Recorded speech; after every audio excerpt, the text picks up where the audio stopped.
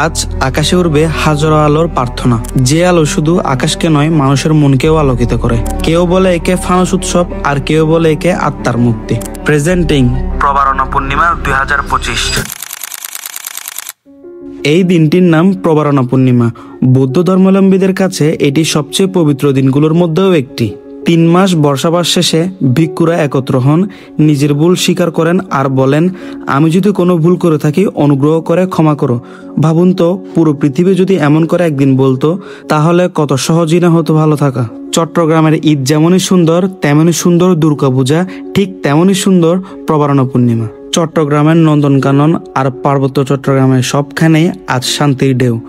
সকালে ধর্মালোচনা, দুপুরে ভিক্ষুভোজ, আর সন্ধ্যায় শুরু হয় সেই জাদুকরী মুহূর্ত, যখন আকাশ ভরে যায় রঙিন ফানুসে। প্রতিটা ফানুস বলছে, অন্ধকার কেটে যাক, আলোর জয় হোক। এই আলো শুধু প্রদীপের নয়, এই আলো মনের, যেখানে ক্ষমা, ভালোবাসা আর শান্তির একসাথেই জন্ম নেয়। কখনো কি ভেবে দেখেছো একটা ছোট্ট ক্ষমা কেমন করে বদলে দিতে পারে জীবন? যাই হোক, আমি হয়তো বৌদ্ধ নই, তবুও এই রাতটা আমার ভেতরেও আলো ছড়ায়। ধর্ম হয়তো আলাদা, কিন্তু আলোর ভাষা কিন্তু একটাই, মানবতা। আর বলাই বাহুল্য যে সার্বক্ষণিক কিন্তু আমাদের বাংলাদেশ আইন শৃঙ্খলা বাহিনী আর ফায়ার সার্ভিস কমিটি উপস্থিত ছিলেন, যাতে কোনো ধরনের গন্ডগোল অথবা দুর্ঘটনা না ঘটে। যাই হোক, এই ফানুস উৎসব শুধু চোখ ধাঁধানো না, এটি একটি নিঃশব্দ শিক্ষা। বৌদ্ধদের বিশ্বাস, প্রদীপের আলো চারপাশের অন্ধকার দূর করে।